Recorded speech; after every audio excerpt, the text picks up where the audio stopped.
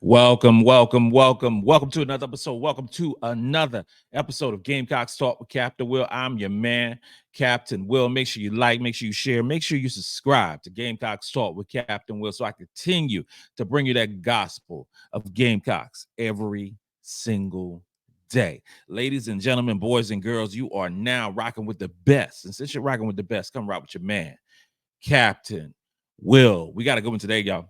I said we got to go in today, y'all. Before we get started, follow me on Twitter at Gamecocks Talk. Follow me on Instagram at Gamecocks Talk with Captain Will.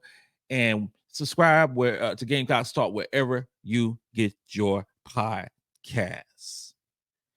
I want to thank everyone for tuning in. I want to thank everyone for riding the wave during the summer and the off season. It is time for basketball. It is time for basketball, and we are taking on the Memphis Tigers in 2 days.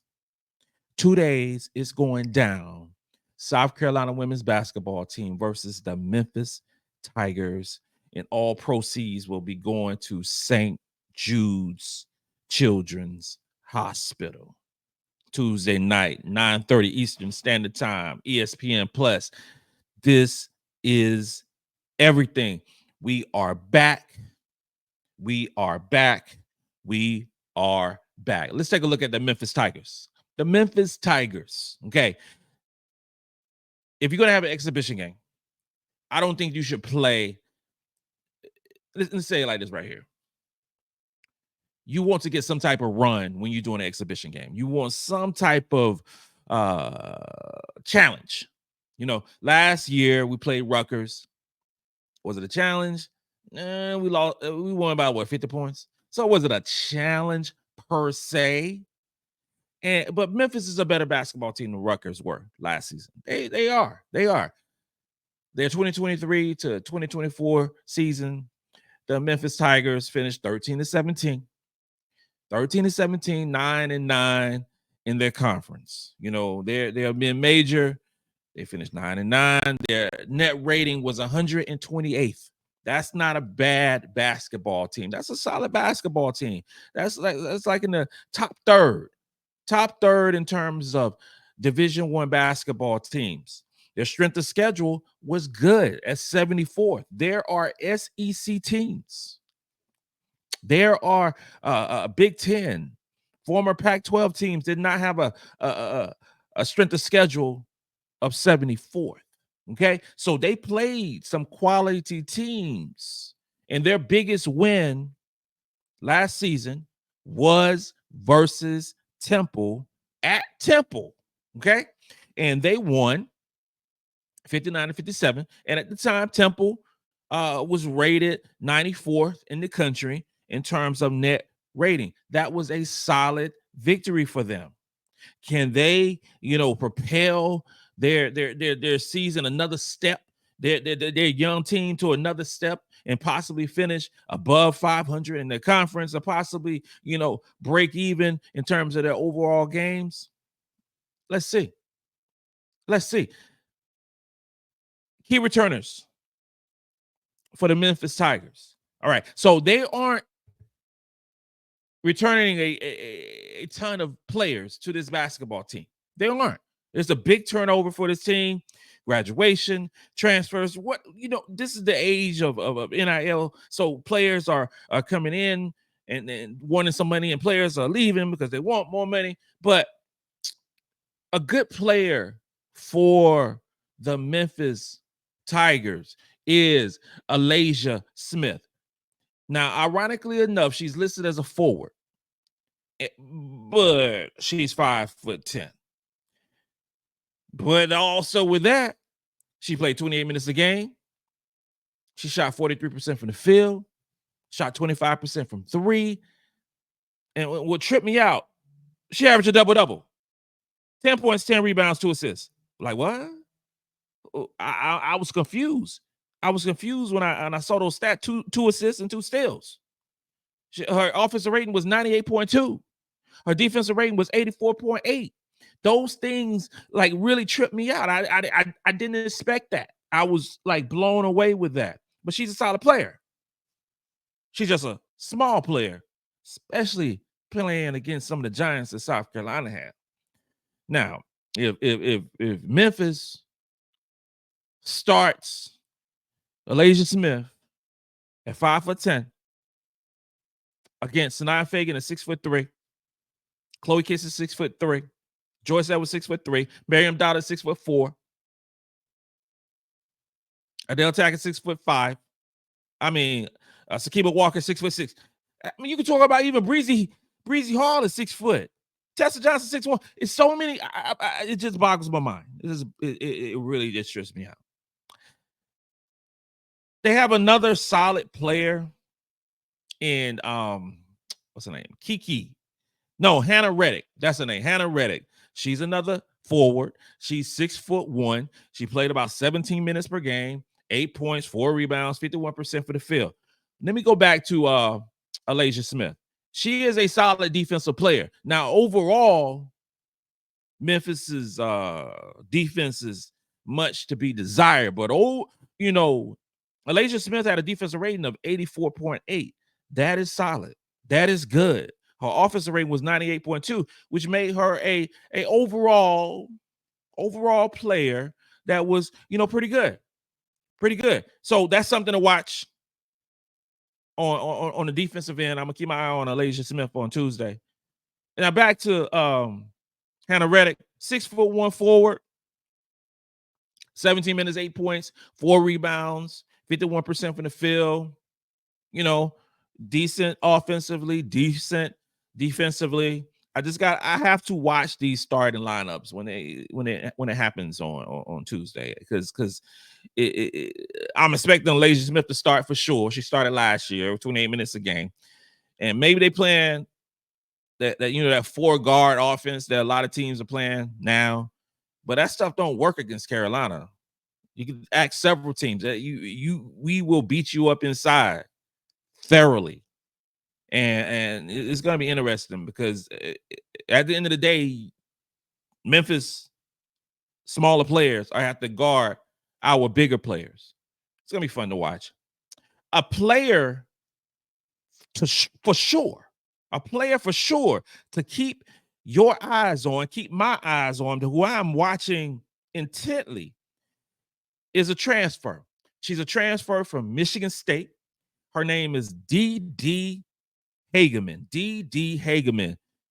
And coming from the Big Ten, where one time she was second team all Big Ten, she played well. And I think she's going to be a star for Memphis. I really do. She's a baller. She is a baller, and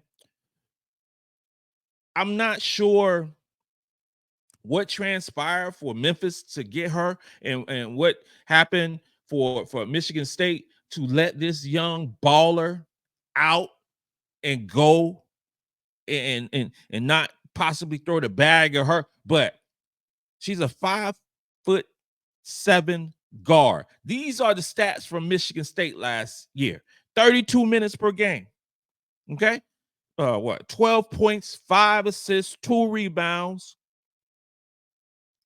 52% from the field, 41% from 3. She can shoot the rock, 77% from the free throw line. Okay. She can play basketball. Offensive rating of 126.4. Defensive rating of 97.1, but what it equates to an overall net rating of 29.3. That is a really good basketball player. She's going to be something to see and somebody to watch and keep an eye on. And I want to see how she develops, how she deals with the size and the speed of our game. I'm going to be watching her a lot, and after this exhibition, and once Memphis actually starts and the regular season play and move on to tournament play, I'm going to be watching her because I think she's going to put up some crazy numbers. I do. I think she's going to have the green light to shoot the ball, and I think she's going to shoot the ball a lot because last year's team, I already said, like with Memphis, they are transitioning, I would say. New players, new transfers, new freshmen, different thing, moving pieces for this young team. And last year's team had an offensive rating of 225th overall. That's not good. That's ungood.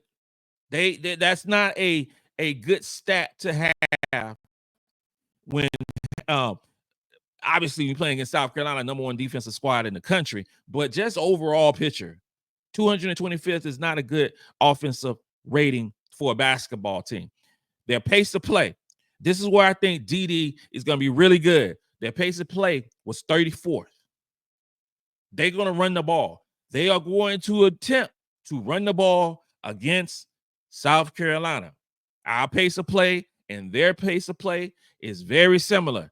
Only difference is their players are not as good as our players. If you try to run with or against the South Carolina women's basketball team, you are literally writing your own death certificate. It will be ugly. They run fast, they run a lot, but they can't shoot. Their field goal percentage was almost 300 in field goal percentage. They can't shoot the basketball. Now, maybe the new players they have right now, maybe they'll be a little better. I am certain that the similar tendencies are going to transfer over. They couldn't shoot it last year. They couldn't shoot it. The field goal percentage was low. The three-point percentage was low. They shot 277 for the three-point line. That's a problem. That's a problem. And that's why I always wonder, if you are not a good basketball team shooting the rock behind the three or field goal percentage overall, why are you constantly pushing the pace? You just putting yourself in a worse situation. I don't understand it, but the caveat to them shooting a poor three-point percentage is they shoot the three at a 277th ranked clip in terms of attempts. They're not going to shoot the ball a lot behind the three-point line, but when they shoot it, more times than not, it's not going in. It's not going in, but they still going to run a fast pace. That's cool. That's cool for them, but it's going to be fun on Tuesday, watching them run up and down the court, and they got to get back on defense to guard our super duper players. It's going to be fun. It's really going to be fun. Assists per game, they had 11 assists per game. That was solid. Is that solid? If we talk about 11 assists per game, no. I was trying to give them some credit because they ranked 275th in terms of assists per game. So, not sure how that's going to transpire. Turnovers, they turned the ball over a lot. It was ranked, they gave up 16 turnovers per basketball game. So with our guards, Raven and Full Wiley, and I don't expect that situation changing anything. Ironically enough, they blocked 4 shots per basketball game, average 4.4 blocks per game, which put them at 38th in the country. That surprised me. That's a little weird, considering the size of their basketball team. Now, make no mistake about it, they have decent size for a Division I team, but just playing against South Carolina in terms of size and talent and strength, they're falling behind. But they averaged 4 blocks a game last season. What's there to go? Steals, they were excellent still in the basketball, though. They were aggressive still in the basketball. They averaged 11 steals per game, 15th in the country. Some of that may triculate to this season. We'll see. But Carolina takes care of the ball well. And if you try too hard to steal the basketball from the South Carolina women's basketball team, you will get beat a lot. You will get beat a lot. But they're going to try their best. They're just offensively, they're not a super, they're not a great, they're not a good basketball team offensively. Maybe Dee will change some of those things. Maybe she will. I'm not quite sure. I don't know. I think she'll get her points. I think she will do a whole lot of work. I think she'll get some things. And on the defensive side of the ball, you're talking about a defensive team that was ranked 142nd. Last time I checked, South Carolina ended up top 3 in offensive rating. Last time I checked, South Carolina was number 3 in terms of three-point shooting. South Carolina is going to score the ball a lot on Tuesday. And South Carolina going to defend them at a high rate. And it's going to help Carolina because their offensive struggles. This game is obviously an exhibition game. This game will be a game where everybody on Carolina will play. With the exception of Maddie McDaniel. Not sure if y'all saw the pictures, but she had her leg wrapped up, and it's not a serious injury. It's not none of those things. She just got some scar tissue removed, and she's going to be out for a couple of weeks. This is the prime time. She went through the whole training camp doing stuff. This is the prime time to clean up what is ever wrong and get ready for the real season. I would have liked to see Maddie on Tuesday. I would have liked to see Maddie when you come back home in a couple of weeks and play another exhibition game. But when I want to see Maddie is in Las Vegas, November the 4th, doing work in a backup point guard position. Okay. But she's going to be missed. I want to see some of Dale Tack. I want to see what she got after that injury. I want to see the growth. And I want to see how much better. Don Staley said that, Sania Feagin and Chloe put in some crazy work this summer and made the biggest jump. I want to see that. I need to see that with my own eyes. This is a big week for Carolina. We got the game on Tuesday. We got SEC Media Day on Wednesday. It is on and popping.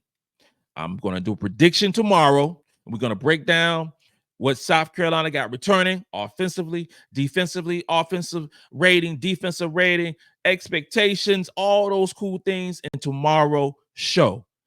Until then, this concludes another episode of Gamecocks Talk with Captain Will.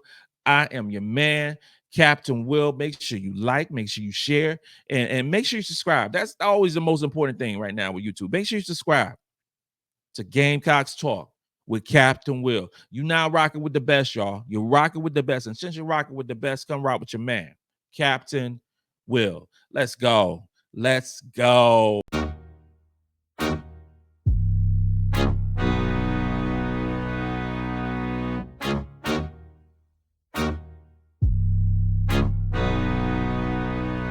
J-Rock did this beat.